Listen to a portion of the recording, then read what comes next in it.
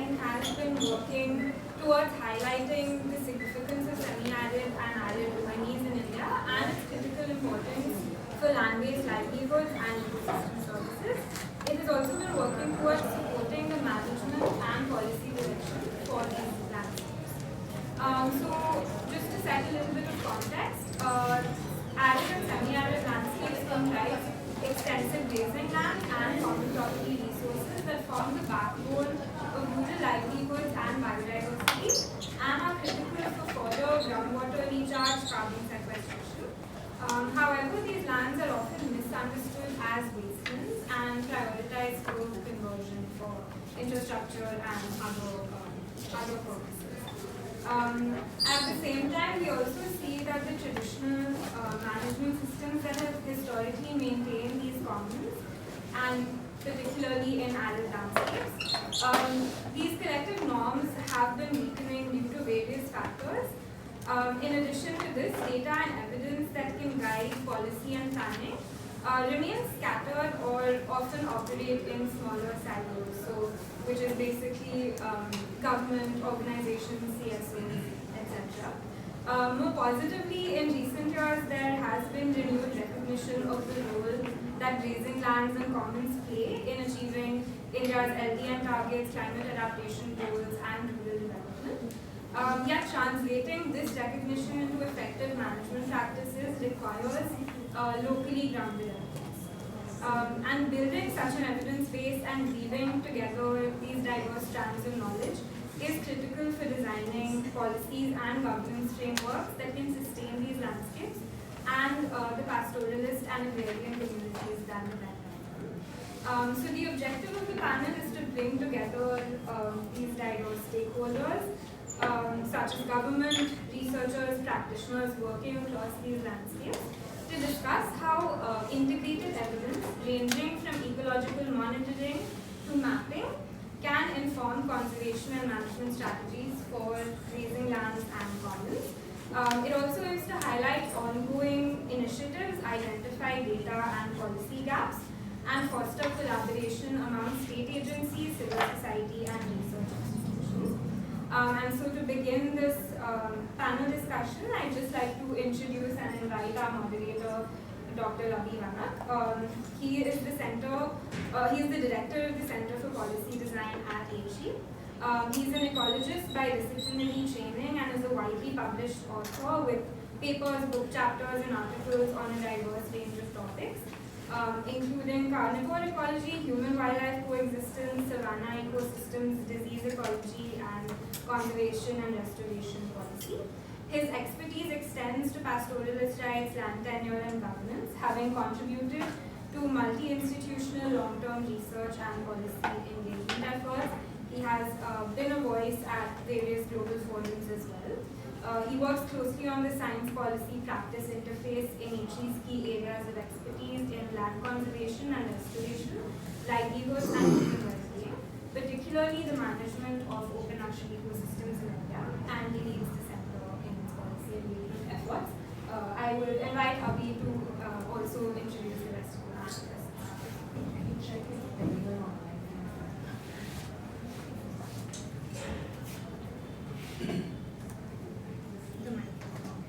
Hello. Thank you so much, Sanjana. Thank you so much, Sanjana. And I'm going to sit here so that folks online can also see me. We'll quickly have a sound check with those online. Anirudh, Shet, and Shri Kunal Satyarthi, if you could just give me a thumbs up that you can hear me, that would be great. Much appreciated. Hi, Abhi, yeah, we can hear you. Thank you, thank you.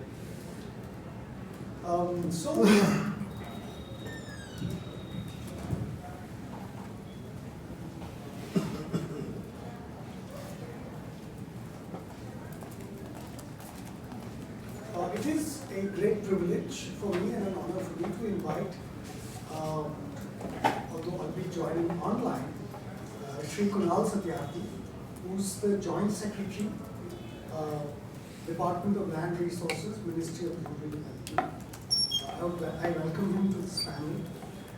And perhaps, sir, you could turn your camera on. He is part of the Ministry of Rural Development, which is the nodal agency both for India's largest land management program, the watershed development component, as well as in his capacity he handles the land resources modernization process across agriculture, rural habitations, and the urban and peri-urban areas in a mission mode. So he's really key to understanding how land is recorded in various government policies. So I welcome him to this panel discussion, and he will be shortly delivering the keynote address. I also welcome Ms. Archana Chatterjee. She is the program manager at IUC in India. She's led country and regional level initiatives such as Ecosystems for Life, Bangladesh India Initiative, leading the India component, Mangroves for Future, Sustainable Agriscapes, Himalaya for Future, Coping with Uncertainties in Himalaya, among others. Ms. Chatterjee has more than 28 years of experience with international, non-governmental and human organizations. Her primary areas of expertise include environmental flows and transboundary water management and sustainable agri-biology. If you could kindly join me on stage.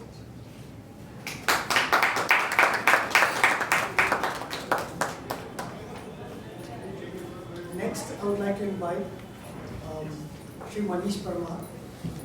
He's a senior scientist at ISRO Space Application Center here in Ahmedabad. He possesses a fairly wide range of experience working on applications of Earth observation and GIS on natural resource management, covering themes such as land degradation, wetlands, land use cover, land use and land cover, glaciers, etc. He is the moving force behind national scale projects such as the land degradation and desertification atlas of India and the national wetland. The outcomes of his work and contributions are significantly important and have been utilized for India's land restoration program. He is also working group member of GEA, the Group on Earth Observation. Parmarji, please.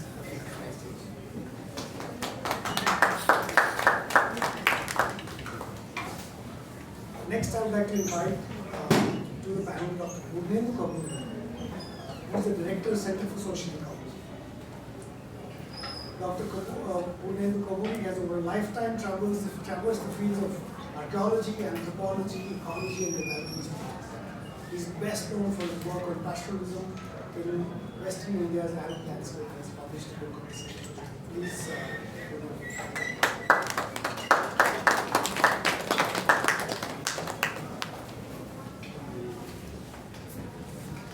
next welcome on stage Subrat Singh, who is the Executive Director of Foundation for Technological Security.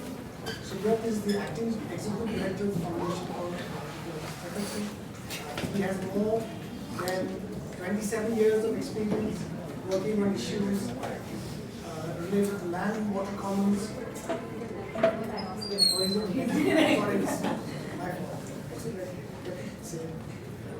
Working on issues related to land and water commons, natural resource management, community governance, polycentric governance, and public policy. Please.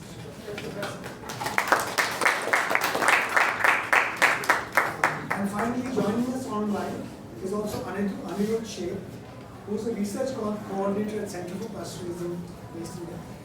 He works on the pastoral economy of India and its transitions with respect to labor, youth aspirations, and the future of livestock-based economy. He leads the research thematic at CFP that has been involved in mapping pastoral routes and in policy engagement. So, I welcome him to check this out.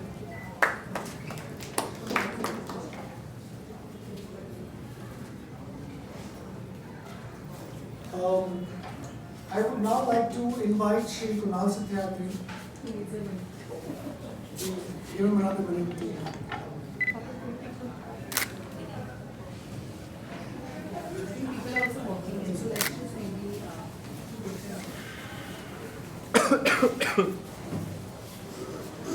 Yeah, okay, good afternoon everybody. So I'm just trying.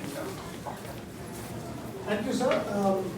Thank you for joining us online. This is a brief introduction to Kunal Satyarthi, who is the Joint Secretary, Department of Land Resources, Ministry of Rural Development. He heads the land resources modernization plans across the agriculture, rural habitations, and urban and peri-urban areas of the nation. I would now like to invite him to deliver the keynote address for this panel and give us his insights into how can data, evidence, and policy align to restore some of the ecological and social value of India's arid commons. Sir, over to you. Thank you so much, and good afternoon everybody in the panel and also in the audience and online platform. I'm sorry I could not come offline working travels here. I'm extremely sorry for that, but great to meet all of you and the great work that ILDC is doing and Arid is doing in the cause. It's so great to, at least I'm just traveling tomorrow morning, early morning flight off to Himachal, so I could not come. I'm sincerely sorry for that. I said it to Deepak Saran, Pranay, and same to the team and country. But if I'm audible and visible, I'm not a great specialist as all of you are in the panel and in the audience on this important topic, but I'll speak more from the perspective of what my thought is about this topic, and not more from the government perspective, but from a practitioner. I'm a forester by profession, botanist by education, and then moved on to climate change and disaster and forest research institute and land resource and all that. So a cocktail of work that we have done, but I have done. But my feeling are few, and that I'll align with, and then we can start. One is that it's just difficult to call this land wasteland. I have very strong ideas on why it should not be called wasteland, because it's extremely critical. The moment we start calling it wasteland, it gets lost. And this department, Ministry of Environment, Forest and Climate Change, and the Ministry of Rural Development have had a National Wasteland Development Board for a pretty long time, which was bifurcated in the middle and became into two portions. The agricultural wastelands is handled by the Ministry of Rural Development, and the forest wasteland, so-called wasteland, I don't like the word wasteland, portion is handled by the Ministry of Environment, Forest and Climate Change. Now, this word somehow gives an idea that this land is worth nothing. And having worked not so much in the arid and semi-arid areas of the country, but more in the mountains, my cadre is Himachal Pradesh, I have seen these lands. These lands are extremely important, extremely crucial, not only from the perspective of local people's livelihood and all that, but from a ecological perspective also. And having lost and fought some of the battles to preserve the grasslands and wastelands in the mountains, I can say that I don't name the programs that were started for many years and ultimately got approved, presuming that this is just a wasteland. This is why I can use, I can be more grounded in the keynote and speak words like ये तो grassland है, घास उगता है, कुछ और उगता नहीं है, इसको तो divert कर सकते हैं development. Because we're talking about a piece of land which is extremely critical, but which is very less understood. Both in the it was understood very well traditionally by the community, but they don't understand it anymore. Is my very booklet about the government perspective. So my first idea is not calling it wasteland, call it something else, but not wasteland. Now, having said that, what keeps this context going and very important is, I can use the word loosely, not to be quoted, is like a dirt bar. No? So when you say wasteland, call it that. You'll come to Department of Land Resources or Watershed or Jal Shakti or Environment, Forest, Climate Change or Agriculture Ministry. Nobody clearly knows what we're talking about and who is the manager and who actually can do some policy intervention on this perspective. So first is about that. If you look at agricultural wastelands, if I keep still calling the word wasteland, I don't discover another word. That is in the Department of Land Resources.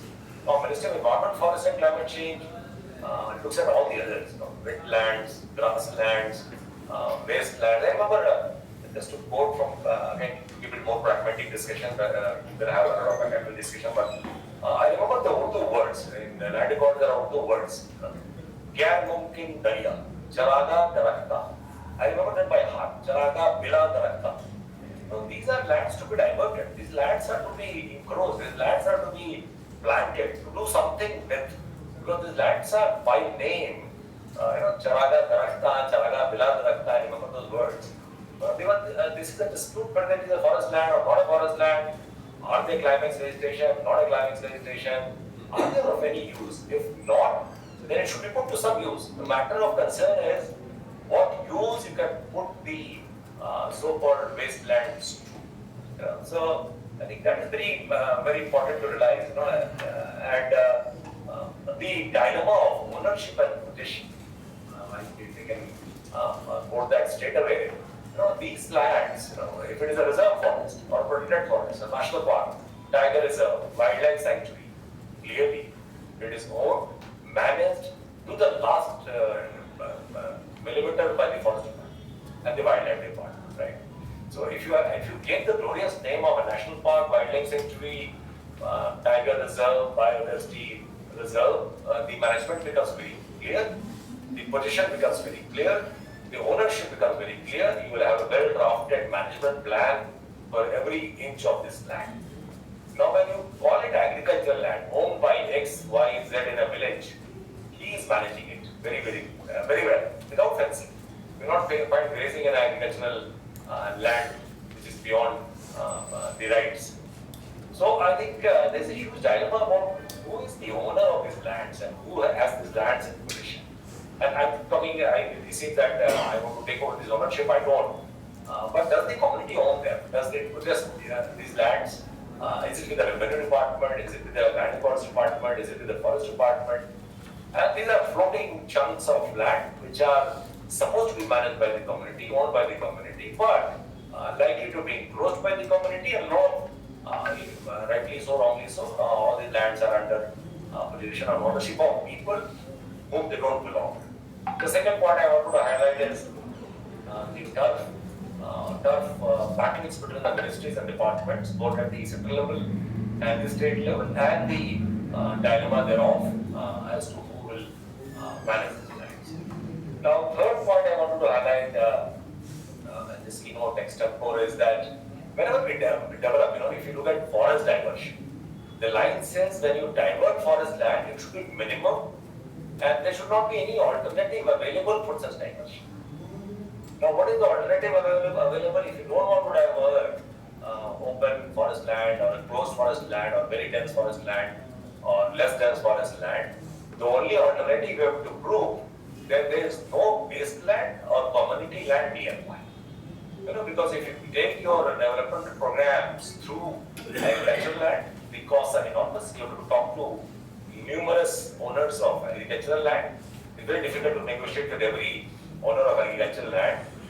If you take it through a forest land, you have to talk and make a proposal of forest conservation with the forest department.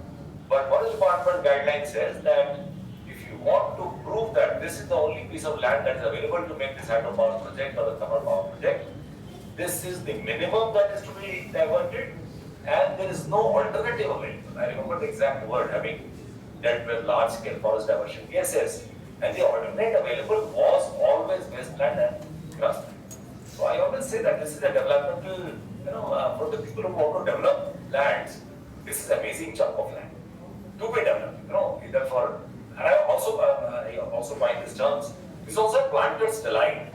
You have targets to fulfill, you have afforestation to do, you have, where will you do it? If you don't have forest land available, the only land available is community property resource or the common land that is available. So whether it is forest department or water conservation department, or even our institutions and academic world, I have seen them planting grasslands with heavily productive species of grasslands. None of them survived for many years. Actually, I'm really critical right now, but even our great institutions and academics, I'll not name the institution again just to be cautious, they have been planting highly palatable grasslands across the country. And I learned this when I was first posted. I got a great grass species from some institution's research farm, dug some terraces in the mountains, and planted this grass species. I don't know what I was doing, because today when I look at hindsight, I could have done it much better with rotational grazing and small interventions, taking the communities together. So we have, I call it planter's delight. Wastelands or Charaga Vilandrakta are planter's delight. Anybody wants to plant something, put it there.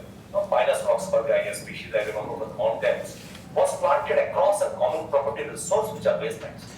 Presuming कि किसी काम का नहीं है और किसी ने किसी migratory graziers या local grassland वाले से पूछा नहीं और वहाँ पे plantation कर दिया. If you drive from Rohtang Pass to time you exit Himachal Pradesh, I can draw a parallel line in the mountain and can show you parallel line on which Pinus roxburgh was planted across the mountain. Then there are debates about eucalyptus being a water guzzler and Pinus roxburgh being a water guzzler. Anyway, having said that, towards the end, I think one of the topic, if I remember clearly in the email that came, was talking about abandoning the National Wasteland Atlas. We are not abandoned, although another joint secretary handles this program. I'm looking at land records. But this is under preparation right now. The last one is 2019. The current Wasteland Atlas is under preparation. It is always prepared by the ISRO and NRSC and Department of Space. They are on the job. I think it will take another year or so to finally publish it. But the National Wasteland Atlas is under publication. So there is no chance that it is not being published. I just want to figure out how do you merge wetland atlas, wasteland atlas, grassland atlas into one atlas. It talks about a land atlas for the country, Agricultural lands are protected है लोगों के पास, सब बचा लेंगे अपना जमीन, बढ़ा भी लेंगे forest land पे या wasteland पे. Forest land protected है, forest department will fight to the last nail to preserve every tiger and every tree. But what happens to this community land? I don't know. I call it wasteland, wetland. Look at wetland definition. It has gone through many changes. If you are aware about wetland, I was in the wetland authority in mountains in Himachal Pradesh, and I saw those changes happening. What is a wetland? And you can equate. Why don't you call wetland into a wasteland? Wetland. All the wetlands are wasteland. So wetland and wastelands are a wetland. I'm trying to be looking at words, but by creating these so many words of grassland, wetland, wasteland, we should have a land atlas. And the only land atlas I know of, forgive me for my ignorance, is the LULA, land utilization and land class. Again, utilization. You want to utilize land for something, right? We should have a land atlas which looks at agricultural land, forest land, wetlands, wastelands, and any other imagination that you have about the land into one atlas. I have not seen an atlas of that kind. If we start publishing that, it will make a lot of sense. So that's my thought about the whole world. I'm not a specialist in Arid and semi-arid. I know what is done in Aziris and Afris of the world, but I'm not going to terrain which is dangerous for me, which is easy for people in the panel to handle, although the topic is arid and semi-arid. But these are my thoughts. The last point, the program that I am handling is DILRP program, Linear Land Record Modernization program. We also now got to modernizing all your urban land records. We are creating maps for the cities of the country. We have already maps and land records for every agricultural land of the country. I don't know. We say we'll safeguard the government lands, but I'll have to go deep and figure out when we mapped all the agricultural land and all the forest land, what we did to the middle zone, the ecozone and the ecozone of the community land, who mapped them and who is the ownership. I'll have to take I'm sorry I don't have the data readily available, but we have mapped every inch of agricultural land. Forest department has the map of forest land. Who has the map and the ownership and position? We call it record of right and cadastral map for the wasteland. I like to dig deep and find out. So I leave at that the important work that the Arid is doing and some of the NGOs and civil society is doing is commendable, but I think we require a lot of policy intervention at the highest level possible, also to make sure that these lands are safe and they're extremely, I have nobody to tell you what the values of these lands are. Some of them are climate specification. They should not be converted to something else. I will not tell you the stories of Great Indian Bustard. My batchmates and friends are working on trying to preserve them. but everything on these lands, faunal livelihoods, livestock is endangered. And it's important to talk about that. Thank you so much. I don't know what sense I made. It was extempo talk, but I hope it makes some sense to the panelists. Thank you so much. Thank you, sir, for those very candid thoughts, and actually you've really set the stage. Excuse me. You really set the stage for the rest of the panel, because I will actually take off from many of the points that you have raised, and I'm going to put this to the rest of the panelists. One of the first questions actually I'm going to ask in terms of classification, really. And we have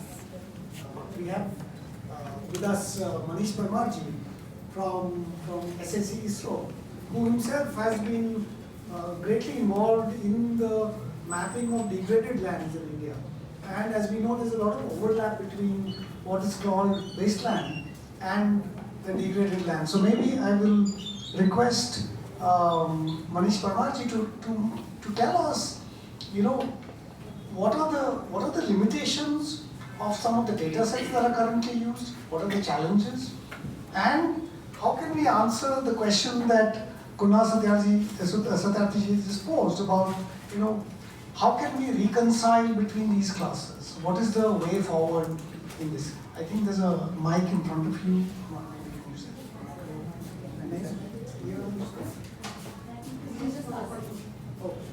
Go ahead.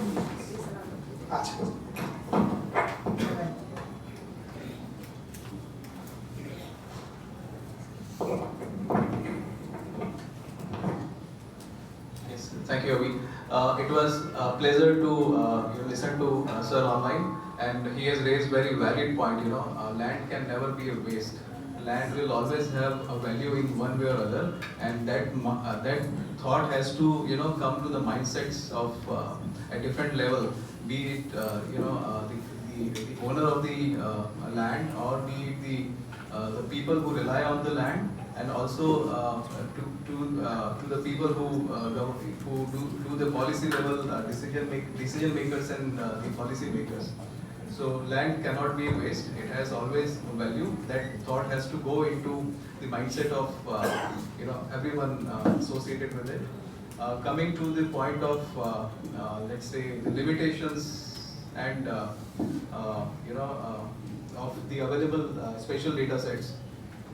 So after spending more than a decade in mapping work, two broad points I can say are the major governing factor for any spatial data. Those are the accuracy of the data and the availability of data. Now we are living in an era where data availability of data is not a problem at all. I mean, there are plenty of platforms, plenty of the websites and the data warehouses where almost all types of data sets are available to you. Be it the raw data sets, that is the satellite imageries, or the information derived from the satellite data.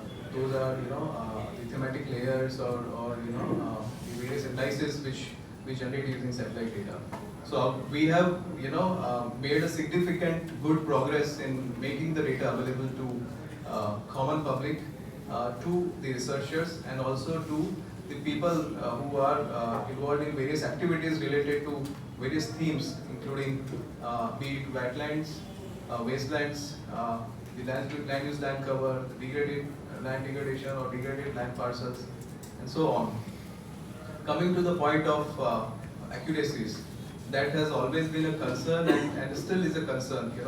How to quantify the accuracy of data, and how to define the usability of data.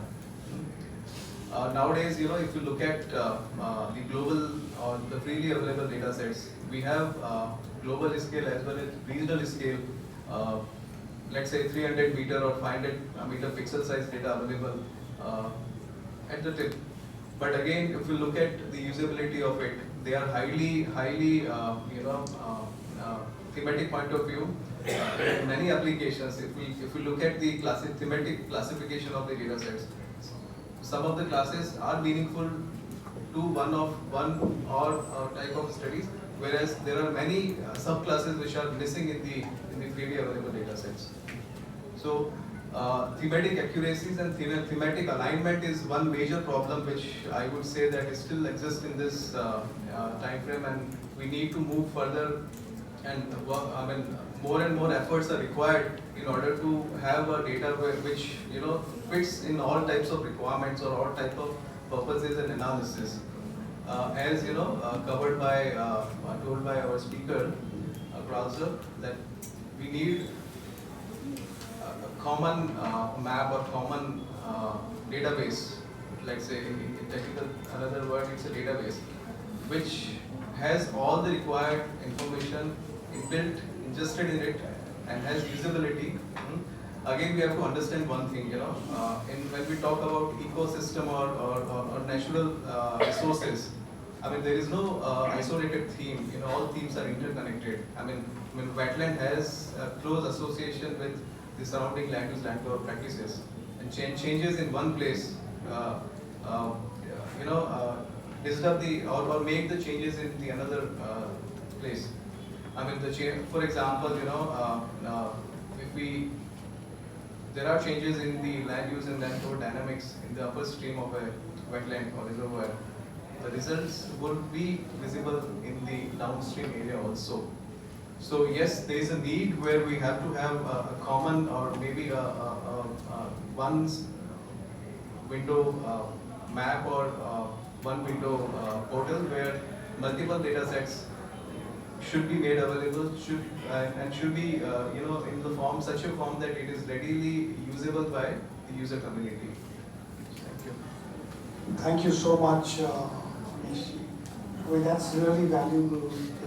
The insights about the types of data and how we can bring them together for mapping some of these areas, and how landscapes around them interact to impact upon your land use category, your land cover category. I want to next invite Subrat to maybe also talk on another point that Kunalji talked about, which is the commons.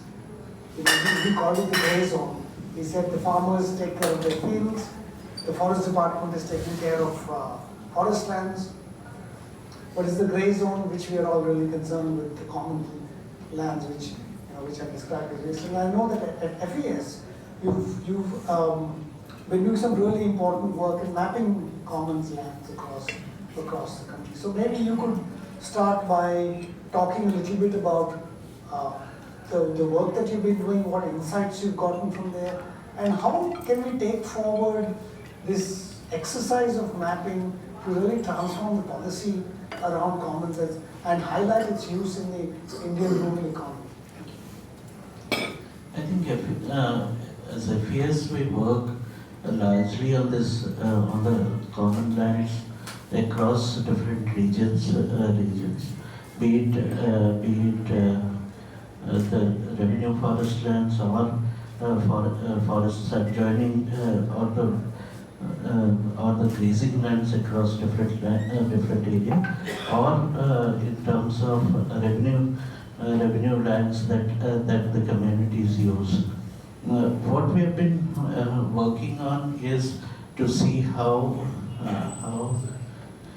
these lands are brought under community management. And the key aspect of this thing is for communities to have a clearer tenure over these lands. So in different acts and policies across different states, there are arrangements where such lands can be actually devolved to the communities for managing these lands. Where in most of the states, the grazing lands, there is a more clearer tenure over grazing lands. But in case of revenue wastelands, there has to be arrangements in terms of long-term lease or processes like entering some of these identified lands as part of prohibitory order books, especially in Andhra and Tamil Nadu kind of context. Tenure, the question when we ask is who is managing these lands, I think it's a community and mostly the poorer communities who have actually been using these lands for the larger livelihoods. But, but apart from that, these lands play a critical role if conserved in terms of improving the ecological services for farming systems and that is why communities are interested in maintaining and managing these lands, especially when it is related to soil moisture and water conservation for their agriculture purpose. I think an important part when we're looking at tenure, there are provisions in different states, say, or even after the Jagpal Singh case in 2011, it was directed that all these lands, in most of the states, it was directed that most of these lands needs to be entered into Panchayat Asset Register, which is as a permanent, I would say, as a repository where these lands are recorded and the use of these lands are recorded at that level. And I think, whatever today exists, and there are set processes that have been put in place for removal of encroachments in different states, say be it like public land protection cells in Rajasthan, Madhya Pradesh, Assam, or be it regular processes of encroachment removal in different other states. So while those things are available, what is also necessary is how do these assets recorded in the Panchayat Asset Registers actually form part of the larger repository at the country level.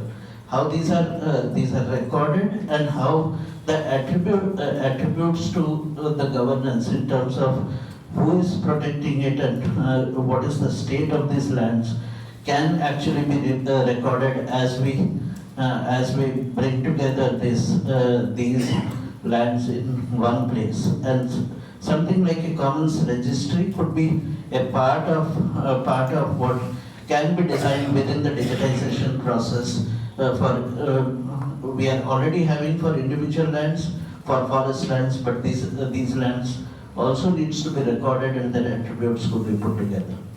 Thank you.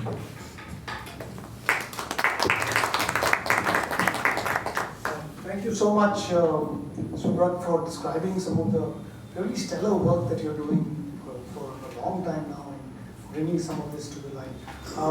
I want to now shift to another bit of mapping that's being done. And this is by the Center for Pastoralism. Arid can maybe come in and tell us, how do you, on the one hand, you have commons that will be entered into village registers, and so it's still property that associated with a certain village. But a very large proportion of folks in India, communities, practice nomadic pastoralism in particular. And this is the work that Anirudh Shea and his colleagues at Central Pastoralism have been doing, is mapping some of these routes. And maybe you can tell us about the intersection of that with the commons and with the much hated wasteland terminology that we're all here to talk about. Yeah, thanks, Savi. I hope everybody can hear me.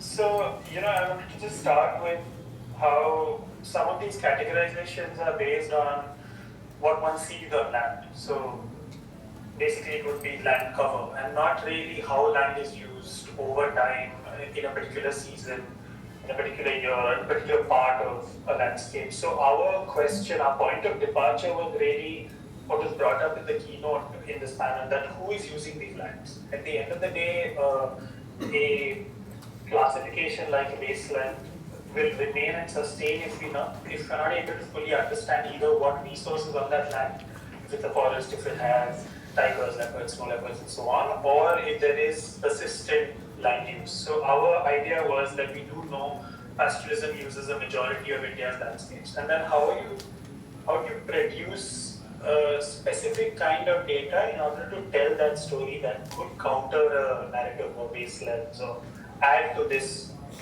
story of commons and how communities use these. So given that point of departure, we were trying to respond to some basic questions that one deals with in cartography or mapping, which is what Mr. Parmar was also talking about, right? We begin with scale, right? So what kind of map are you going to produce? Are you going to produce a micro level thing? Is it going to be macro level, India level? Will you start mapping villages?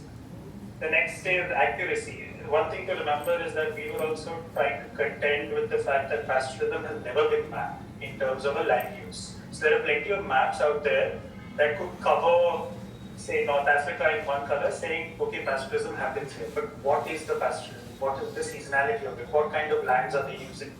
So the next thing was also trying to look at accuracy. Is it going to be 30-meter accuracy, 10-meter accuracy? At the end of the day, the idea was that if you're going to do cartographic mapping of what is essentially common use of these landscapes, we need to be able to have a map that is accurate enough but can also describe the system, which is pastoralism. So there is seasonality, there is a temporal use of this landscape. If I were to produce a map of, say, Himachal Pradesh, with the entire map covered with dots, with no further classification that this is actually a seasonal use of the landscape, one direct takeaway is that all of Himachal is being grazed, or all of Maharashtra, or all of Rajasthan is being grazed at the very same time, which tells a very different kind of story. So our cartography, our mapping was also trying to understand what is this mobility, right? What is this migration looking?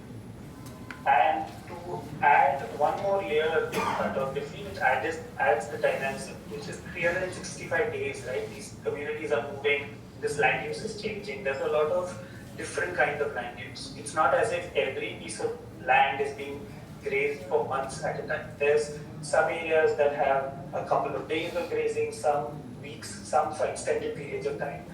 And then when we understand what sort of resources are available, one can make the connection that, okay, 3 months of grazing in a summer pasture in Himachal Pradesh at 14,000 feet makes sense because that landscape does have these kind of grassland resources available, right? So it adds another layer to our idea of carrying capacity, to our idea of overgrazing, right? I'm not saying that pastoralists, by looking at our maps, that pastoralist overgrazing is not happening. It might be happening.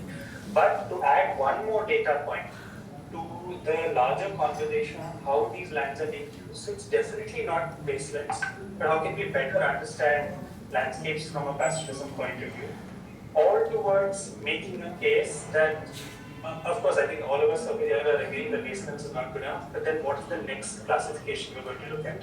These are human use landscapes. They are, there is an effect of pastoralism on these landscapes, not only from a principle of grazing, so taking away, but also giving back into the ecosystem. So how do we measure that? How do we measure its temporal contribution? So that's basically how our mapping effort is sort of working across India. We've done mapping in about 7 states so far, and we're going into new states every year. And the idea is to use these maps to start conversations, to start engagement, right? So one of the first states, in fact, was Himachal Pradesh, right? So we spent 3 years trying to map pastoralism, and the government of Himachal Pradesh actually looked at that data and saying, okay, now we are beyond the question, is pastoralism happening or not happening?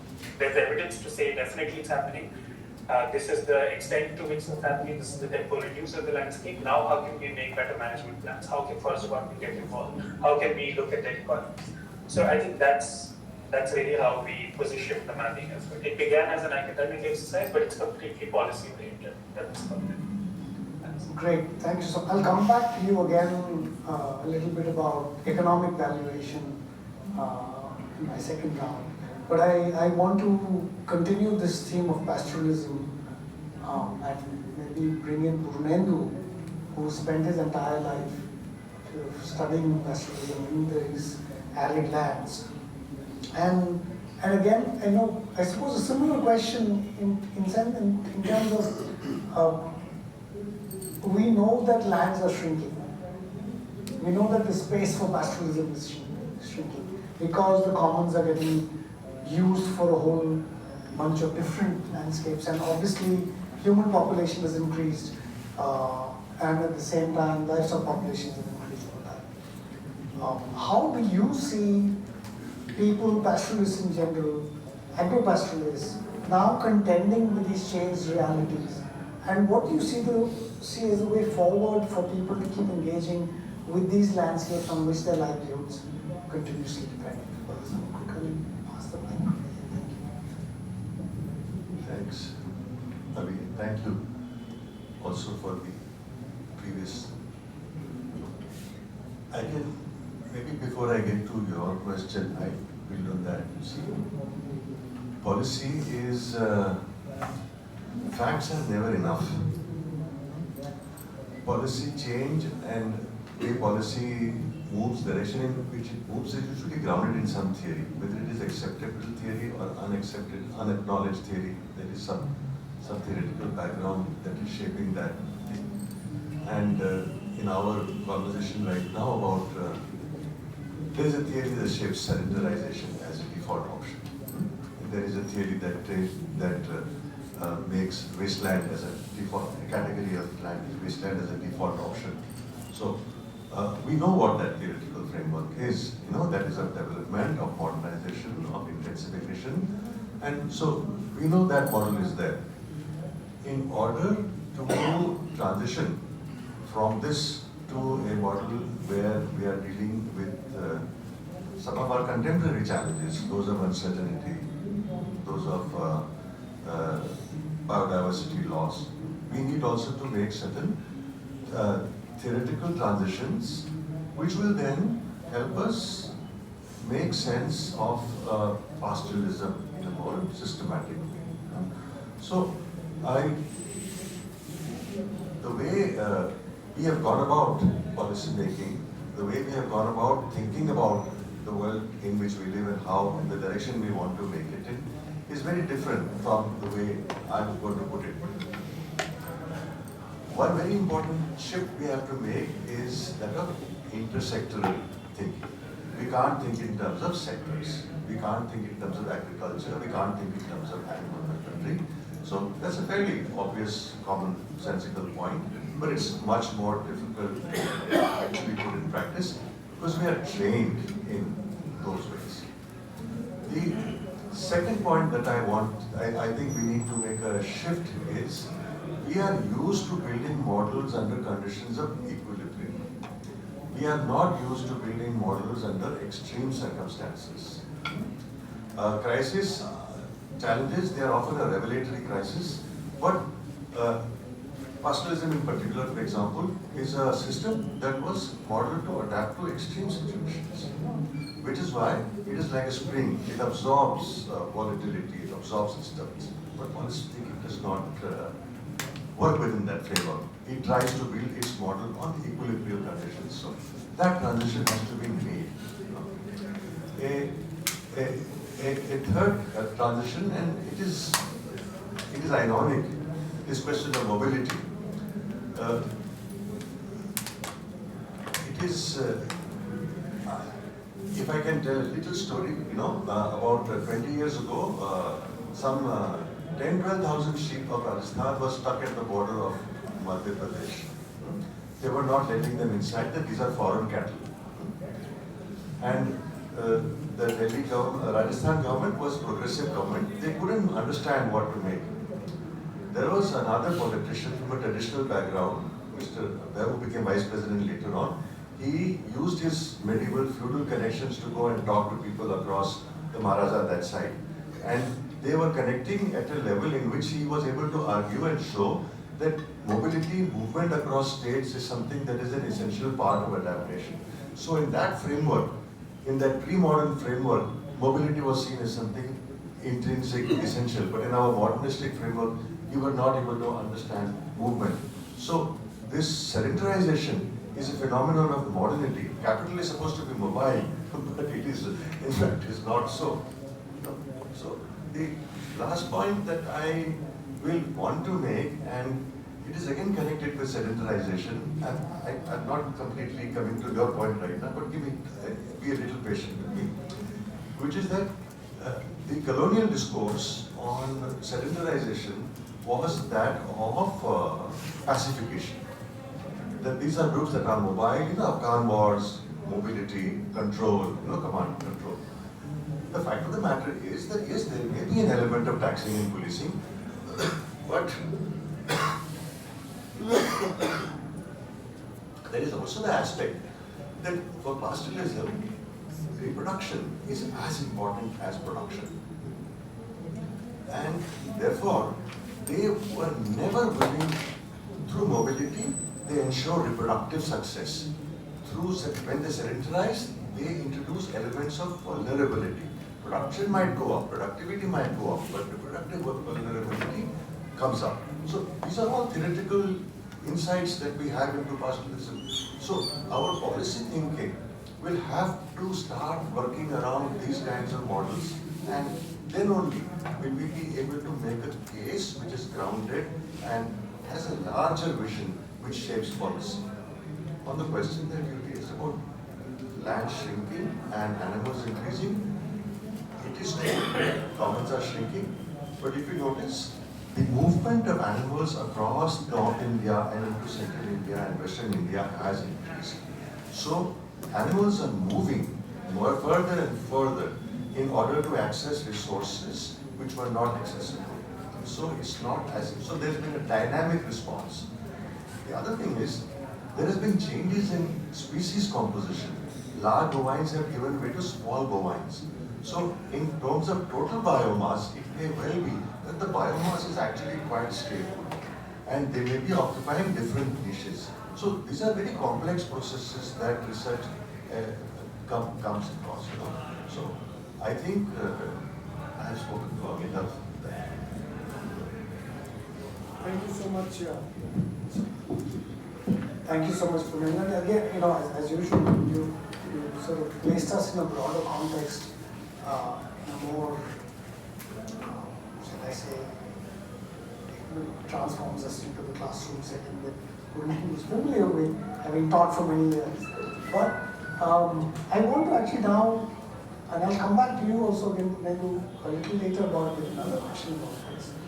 But for now, I'll ask Archana about taking us to have a much broader view of this beyond our borders, beyond India borders, and maybe giving us a little bit more of a global perspective, because India is also part of multiple other frameworks, such as the land degradation neutrality framework, which India signed on to under the UNCCD.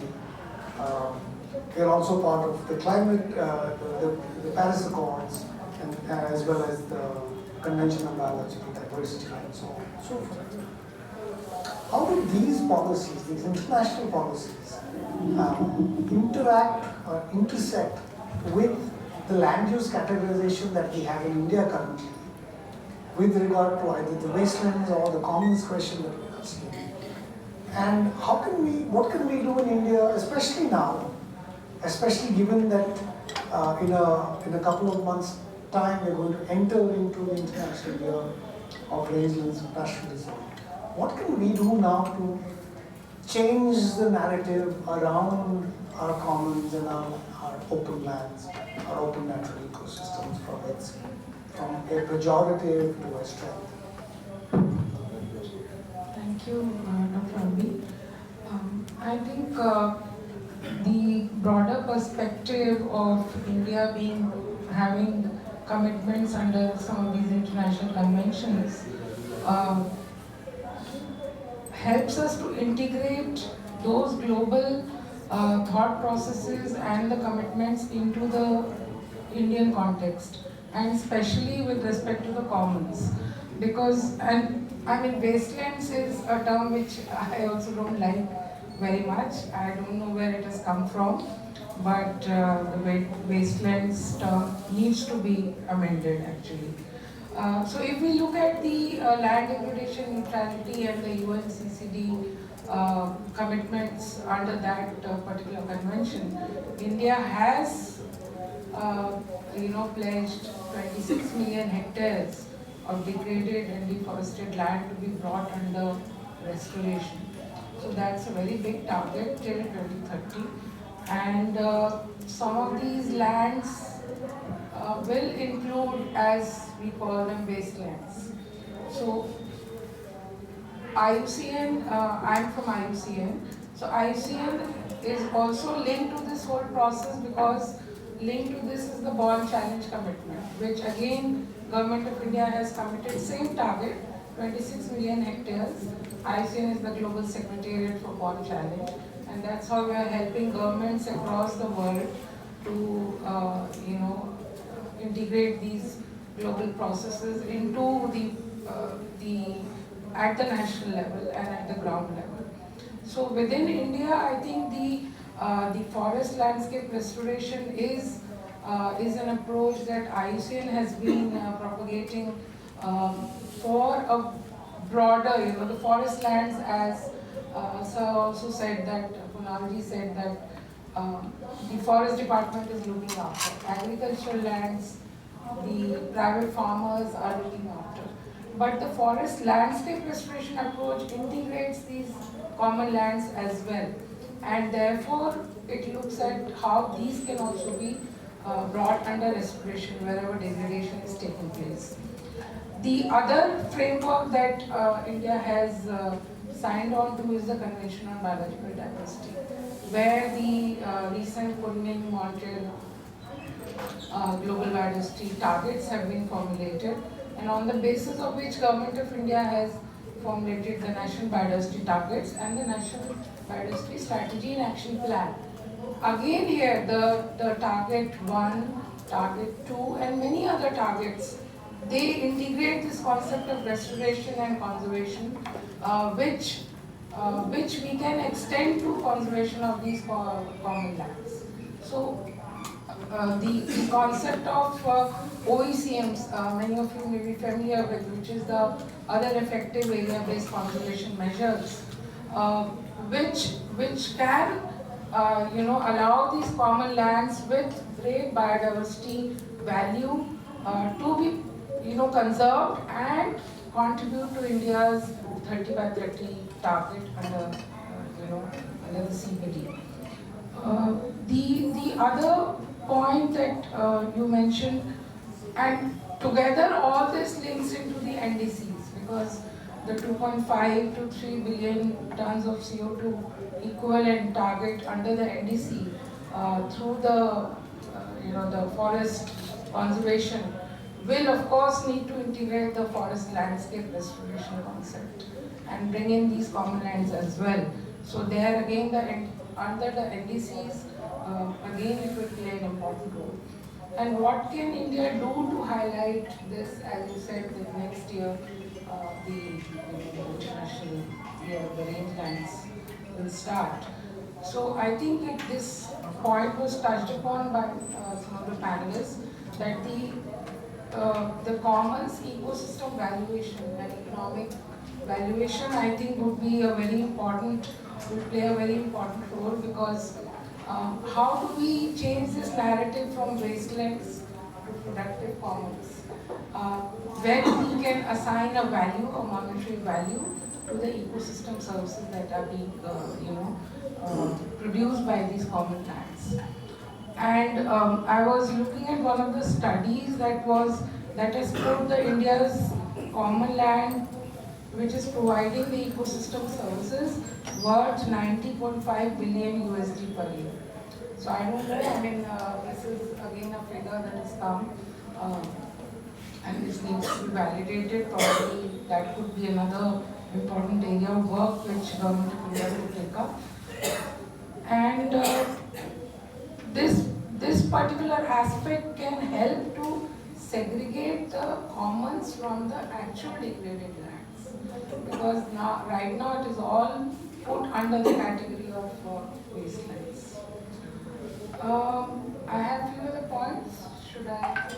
Maybe we'll come Yeah, back. we can come to that again. I'm quickly going to open up for a couple of quick questions from the audience, in case you guys have some really burning question to any of the panelists. I'll take one or two questions and then we can come back on the second round. Yeah, please. Maybe we can have a mic passed around. In Odisha, the revenue records, the common lands are classified as the community land, such as in Odia language you can say Rasta, Hato, Bato, Ghato, river pond, Smosan, burial ground, temple, all these river pond, all these, then some fallow lands, all these. These are all recorded in government land. It's a Abad Yogya or Abad Habits arable or non-arable land.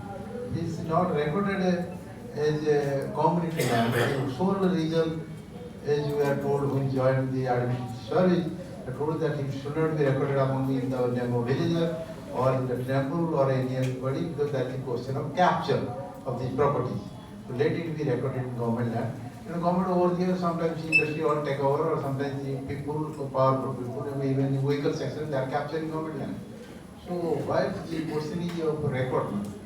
And the second straightforward question to all the panelists: how the common land changes in common land uses are affecting the state and society relationship? Because ये हमारा वो राजस्थान में जो बोला sedentarization, pacification, migration. So what other things you are visualizing?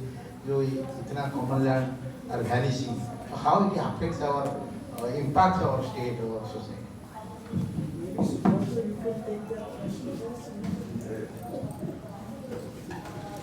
I think one, especially if you look at Orissa, there are certain lands which are classified within the government records as Rakit, which is to be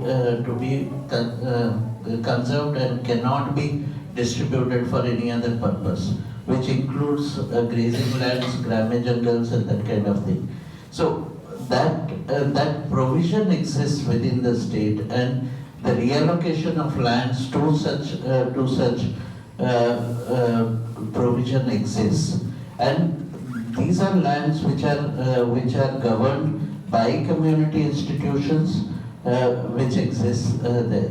The second thing is these particular lands, even if it is diverted for any purpose, similar amount of land has to be provided to the community for continued usage of such lands. So I think there are provisions in different states in different forms where these lands are protected for the communities and used by the communities. In case these are also encroached, there are provisions of how removal of encroachment are possible, but it requires an attention in terms of what is our architecture for governance of these lands within the state, whether we are paying attention to that or not is an important part. And in most of the cases, there is for community lands, there is not much of an attention, and thereby it is leading to degradation. The second thing, in many of these states, these lands are vested with the Gram Panchayat. And the Gram Panchayat, to a certain extent, needs to play the role of a custodian and record these lands and manage these lands on a day-to-day basis. So that is another important consideration when we are looking at governance of these lands. And wherever certain attention has been given, there has been a proactive action in terms of both conservation of these lands as well as removal of encroachment from that land. Yesterday there was a session on custodianship kind of thing where several of members might also be here in this group talking about how do we actually take that ownership and responsibility for these lands, and even putting in place mechanisms such as land audit at the local level could make sense for these lands to continue to survive and meet the requirements. Thank you, Shubhra. Thank you so much. One more question, because we're running out of time and we would like to come back to the closing remarks. I think the gentleman will.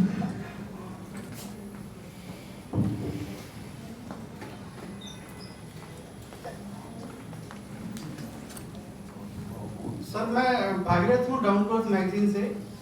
तो मुझे थोड़ा ये समझना था कि जैसे आप लोग सब कह रहे हैं कि वेस्ट लैंड की कैटेगरी से आप लोग सहमत नहीं हैं कि ये मतलब ठीक नहीं है, तो मेरा एक डाउट है कि कहीं ये कैटेगरी इसलिए तो नहीं बनाई गई कि जो कॉमन लैंड है उसको वेस्ट लैंड बताकर इजीली दूसरी जगह डाइवर्ट किया जा सके। मेरा सवाल है, शंका है, मुझे डाउट्स है, तो इस पर आप लोगों का राय जानना है। तो मुझे तो लगता है कि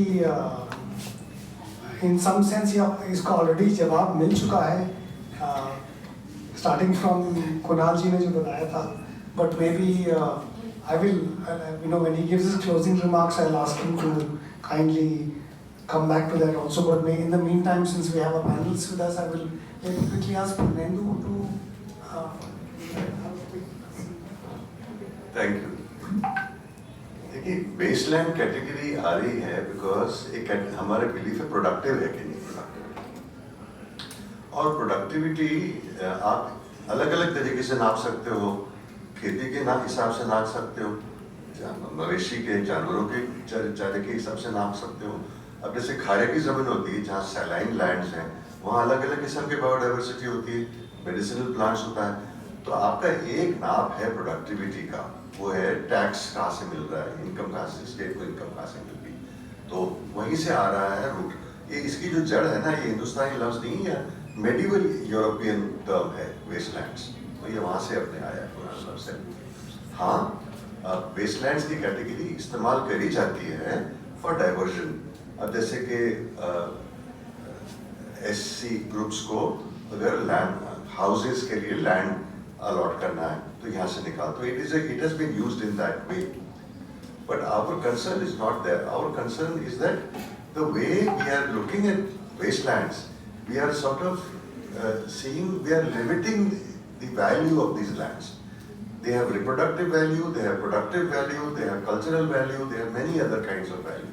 So that is what I think this group is talking about. Thank you so much. We have the mic back. Unfortunately, we have to move on just very quickly. Sorry, sir. Maybe you can ask your questions. Yeah. Manish, since you are part of ISRO and the national not the center, but the area of mapping nationally, we are talking about two products that have been produced from two different institutions at the national level. There is the Wasteland Atlas, and then you have led the production of the desert degradation and desertification atlas. And there is a lot of confusion amongst the use of these terms, because the idea itself is that wastelands are degraded or they're unproductive.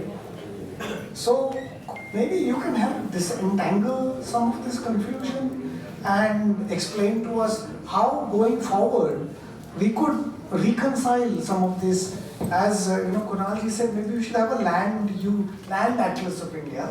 So going forward, if you had to bring all of these together, what would you do?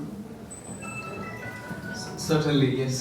This has been a common question I have answered in multiple forums. How this land degradation map is different than the wasteland map. Okay, so let me put some thoughts on that. If you go through the atlas which we have published, it categorically we have made it very specific sentence everywhere in the atlas that we don't say that it is degraded lands. It is a land undergoing degradation. And when we look at the classification system which we have adopted for preparing this national scale map, we have a 3-tier classification system which gives us the information about the type of land use or land cover, the process of the dominating process of land degradation, and also the severity level. And in all type of classification we have specifically mentioned that this is the area or land undergoing land degradation. It is a productive land, okay, but affected with one or more processes of land degradation, which is, yes, of course, affecting the overall natural productivity of the system, land system. Talking about wasteland, I would say that wasteland fits very well as a subset of the land degradation map of the country. as already conveyed by one of the panelists, wasteland is the land with no economic values, as one definition has been very widely or popularly used. So yes, the wasteland, I would say that it is subset of the map which we have prepared. And what was your second then question? How do we reconcile them? How do we bring this all together into one? Kunal sir said that we should come up with one atlas. Yes, this is one a very challenging task. I mean, we myself as in our team also work on different themes together. I mean, we do some vulnerability assessment exercise also, where we rely on the input data sets of coming from different themes. Be it the information about the land use land cover, or the climate data, or the demographic data, or the data related to the geology or geomorphology and so on. So the major challenge every time we face is that how to integrate data together. When the source of data are always different. When the source is different, then integrating them become very difficult, because one-to-one georeferencing matching feature by feature is something. It's a very troublesome thing. So yes, in a very ideal way, there has to be one single map available with as many as attributes belonging to different themes. It's something it's a challenging, but maybe in coming years or a decade's time, there has to be some a solution to this, where we have a single map which is available through a single window, and let's say we have a a raster with multiple layers, and each layer belongs to each theme, and in one, and it is disseminated through a common window. That's something as I come from the Space Application Center of ISRO, we definitely would work towards bringing out or coming out with a solution which serves the purpose, because the person the team who really does this analytical work understands the pain of integrating data. Once the error, when it gets ingested in the data, it has an impact long impact in all the intermediate as well as the final result. Yeah. And that's something we need to work out. Yes. Thank you so much. Okay, we have actually run out of time, so I would just like to have quick remarks from the panelists. Maybe I'll start with Anirudh. I think Archana already let the cat out of the bag about the valuation of pastoralism. Maybe you can shed some light on what's the economic value of pastoralism in India from the work that you've done. Just a quick couple of lines that really opens the eyes of everyone that's here.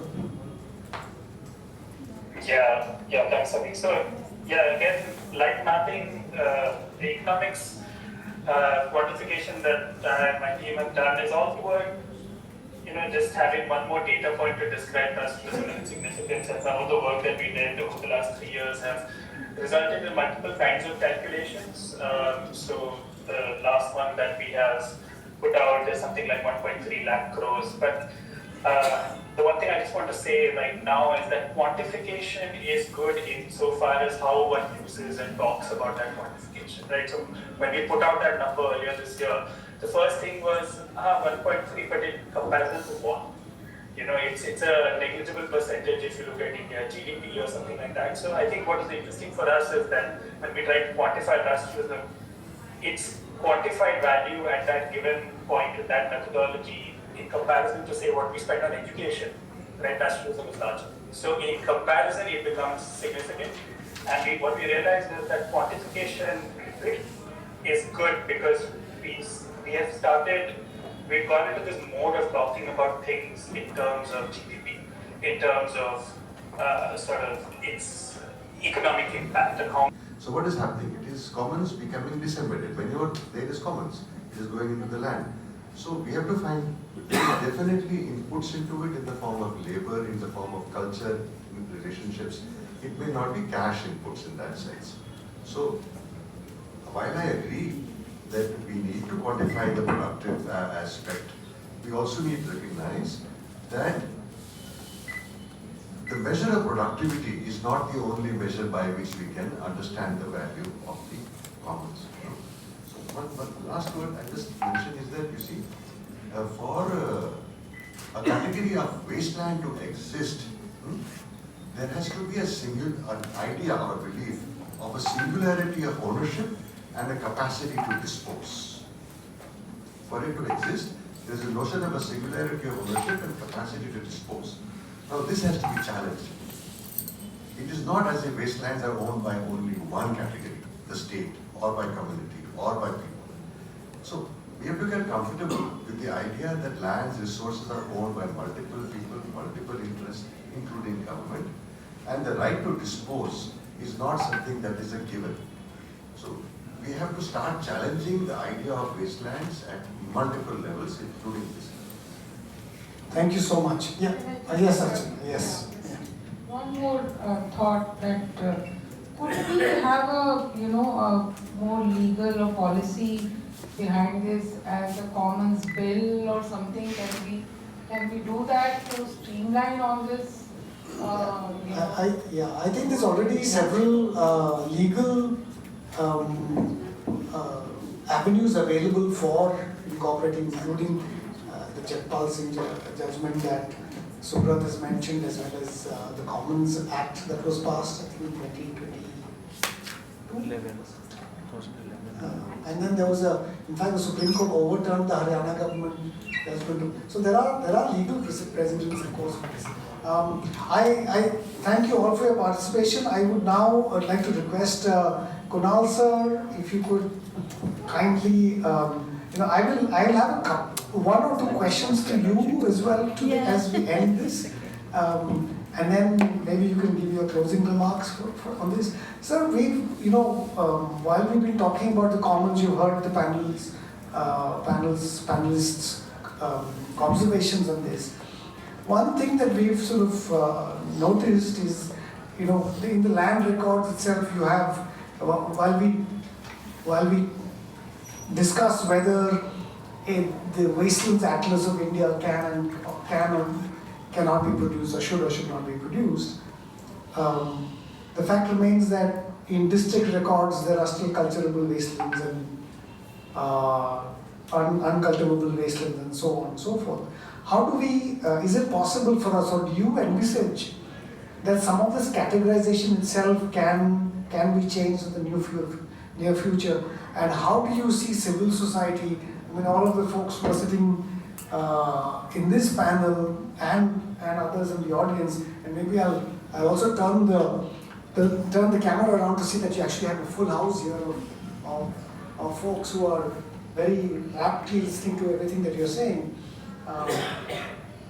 How can we turn this around to really involve citizenry in bringing some of these changes? Over to you, sir, and to your final comments on this. Thank you so much. A very difficult job. I hope I have my job safe tomorrow morning when I come to the office. But anyway, I've survived till now for 25 years, so I'll survive now also. But let me put it in context. The only thing is, Pranav records all this, so it's good to talk offline than online. There's a danger of being in online mode. जो जमीन की पैमाइश की गई देश में, one of the audience was giving a very good statement. That was measured in the country for taxation. Please remember that. And now we have the DOLR hat now. Every land was measured in the country for taxation purpose only, not for ownership and possession. मुझे नहीं पता था आप उस पे गुड़गांव में जमीन बेचने लगेंगे. जमीन हमने आपको बेचने खरीदने के लिए नाप के नहीं दिया था. हमने इसलिए टैक्स किया था कि आप उस पर क्या उगाते हैं, इरिगेटेड है, नॉन इरिगेटेड है, गेहूं उगाते हैं, क्या चावल उगाते हैं, और उतना उगाते हैं तो क्या टैक्स लगेगा, आप क्या उगाते हैं कितना टैक्स लगेगा, simple. Please understand that context, and it is presumptive titling in the country. We think it is your land. I'm not sure. Government doesn't give you absolute titling. I don't know whether it is your land or not. I measured it for taxation purpose, whether it was protocol or Anderson of the British era. So it was measured for taxation. I measured whatever was valuable, not what was not valuable. And we call it still wasteland, 400 ounce total.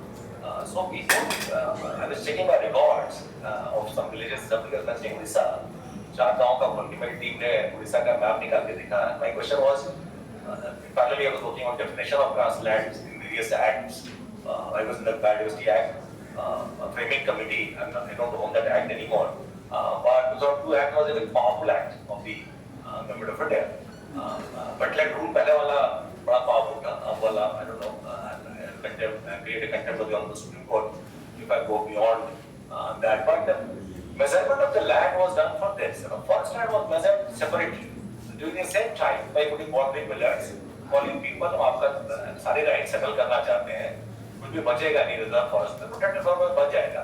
Right of way, right to collect fuel, but reserve forest will be extinguished, everything. So please remember this. This is a very evening time in Gandhinagar, but I am making this statement. Forest land was also measured to extinguish rights, and reserve forest, everything is abolished. National park, everything is abolished. Sanctuary, protected forest, we admit some of the rights. And उस जमाने में बताते थे लोगों को कि आपके हम सब rights extinguish करते हैं और इसके पास आना है, आके objection file करो. This was the main context of getting Forest Rights Act coming in 2006, that it was done arbitrarily and all that. So agricultural land की measurement taxation की गई, forest land की measurement लकड़ी बनाने के लिए की गई, लोगों की rights को abolish किया गया ताकि आप उसमें interfere ना करें. ट्री अच्छा ग्रो करे, साल का या टीन का सीधा ग्रो करे, well behaved trees like a good classroom. It's what forestry is all about when you go for timber. Now we're talking about a piece of land which is either agricultural land, I'll tell again, neither it is forest land. It is something in the middle, something in the middle path of Buddha type, बीच में फंसा हुआ है. वो किसी का भी नहीं है, forest department का भी नहीं है, local लोगों का भी नहीं है. Let me be, I don't want to get involved in the definitions of sustainable development or SDGs during the end of the evening. इन दोनों के बीच में एक land, I remember one of the honorable minister when I was thinking from Kullu. I would say ये सारी चरागाह बिला दरख्ता forest department को क्यों दे दी? It was measured by Anderson. People's land was measured. ये जमीन राकेश कुमार की अच्छी है, रिकॉर्ड करिए. ये रिजर्व फॉरेस्ट है, रिकॉर्ड करिए. तो बहुत बड़ा, आप अगर रोहतांग पास गए हो, मनाली से लेकर रोहतांग पास तक, it is one big pasture. It was notified as a protected forest. Manali tree. I still remember the Roman numeral. Foresters tried to forest it. It could never be forested. We are talking about a piece of land. Extremely just include you may think you coming into warning about the time, but इस land के बारे में अगर कुछ करना है, Supreme Court की jurisdiction matter नहीं करता, then I can say Western Atlas is a good atlas to make me known कहाँ पे land है, जिसको किसी तरीके से change करके base दे सकते हैं, apartment बना के या कब्जा करके save लगा सकते हैं. Let me put it on that perspective. Forest department will protect, agriculture department people will protect the land. There's a land in the middle. Orissa का देख रहा था मैं अभी नाम निकाल के. Every small piece of land is present. Cadastral map बना हुआ है, record of right में लिखा हुआ है. Looking at record of right of community land in Odisha, 8 villages I looked through when we were talking. It just says कब्जा उड़ीसा सरकार. किस डिपार्टमेंट का पता नहीं. क्या लिखा हुआ पे चरागाह type something Odia is written. So it is a complex thing. We need to have, I agree, we need to have a large policy that till the time this domain is scattered between ministries and departments and state government level, forget about that. This is a land to develop, make school, सारे अस्पताल, सारे road, सारे development program community land में होते हैं. Easy होता है, agriculture land पे करना मुश्किल होता है, खरीदना पड़ता है, लोग नहीं देते. Forest वाले, Forest Conservation Act वाले ये बताते हैं. तो इसलिए हम उसके बारे में बात करें, बड़ा क्रिटिकल है. तो some of the habitats, some of the faunal species, and not talk to the people जिसके लिए वो lifeline है, not to glorify carbon sequestration. And once I got a battle for मैली थाच, कभी रिकॉर्ड करिएगा, थाच है, थाच बोलते हैं, वहाँ पे मैली Thach, huge piece of land. And defense people told you तो खाली पड़ा है, दे दीजिए हमको कॉलोनी बनाना है. I told them this is a swamp pit for water. If you get water in Manali town, it comes through this thatch. But it is just a vacant piece of land. So you are all of you together are discussing a topic which is quite difficult. Definition भी नहीं covered नहीं लिखा हुआ है grass creeper Indian Forest Act. Biodiversity Act is of a utilization perspective. Biodiversity Act has nothing to do with except biodiversity heritage site. No grasslands in biodiversity heritage site.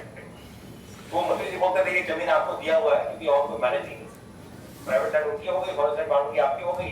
हर जमीन ब्यास नदी के नीचे की जमीन फॉरेस्ट डिपार्टमेंट की है, Westland है, protected forest है, to use for managing. But anyway, so not a very positive note. All these things end on a good note, but I'm ending on a negative note. But that's the reality of the land piece that we're talking about. Thank you so much. Okay. Wow. Thank you, sir. Thank you for those again very candid thoughts. And it's true that's. I think you actually have thrown a challenge to us as well, and I think this is something that we would all like to accept as well. In how do we reimagine? Coming back to the title of this panel itself, how do we reimagine these wastelands, and how do we bring all the real stakeholders together? You know, obviously the government has its perspective. Sir has been very kind to provide his, and I thank all the panelists for their very valuable time. And for I thought this was a really rich discussion that we had here, and I'm sure the audience has enjoyed it and has given you all food for thought for this. Maybe please have a very hearty round of applause for all the panelists. Again, thank you, Kunal sir, for providing your time. Much appreciated. And yeah, maybe we can have a quick photograph of the panelists. While you're there, sir, if you could quickly look up once more. Thanks to the moderator also. Very nice. My pleasure. That's good company. Thank you so much. Thank you so much to the organizers, thanks to the panelists, and co-panelists, thanks to all the audience. Thank you so much. Thank you, sir.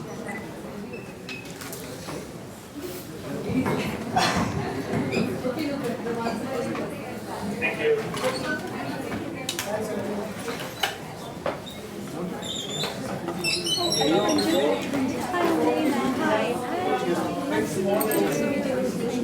I'm just going to bring my presentation to our flash drive.